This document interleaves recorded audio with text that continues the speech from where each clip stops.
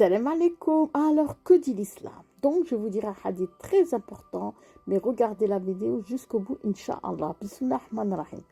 Allah le Très-Haut a dit, ô mes serviteurs qui avez commis des excès à votre détriment, ne désespérez pas de la miséricorde d'Allah, car Allah pardonne tous les péchés. Oui, c'est lui, celui qui pardonne, le très miséricordieux.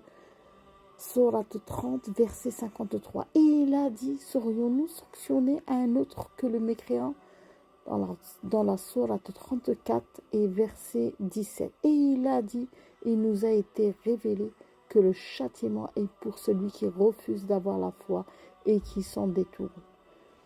Donc, sourate 20 et verset 42. Et il a dit aussi, et la miséricorde embrasse toutes choses. Donc, sourate 7 et verset 156.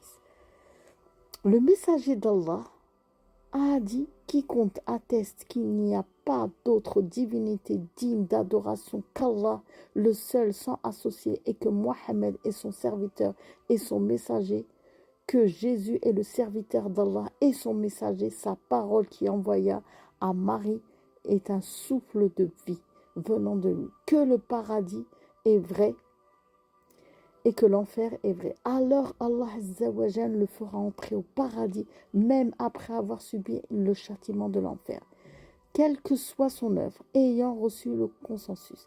Et dans une autre version de Sahih al-Muslim, quiconque atteste qu'il n'y a point de divinité digne d'adoration à part Allah Azza wa Jal et que Mohammed est le messager d'Allah, lui interdira le feu.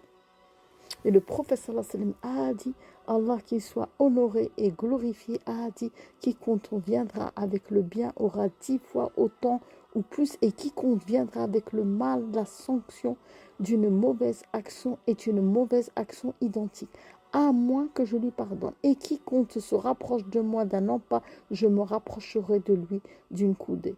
Et quiconque se rapproche de moi d'une coudée, je me rapprocherai de lui d'une brasse. Et quiconque vient à moi en marchant, j'irai à lui en me hâtant. Et quiconque viendra à ma rencontre le jour de la résurrection avec l'équivalent de tous les péchés de la terre, j'irai vers lui avec un pardon à la mesure de ses fautes.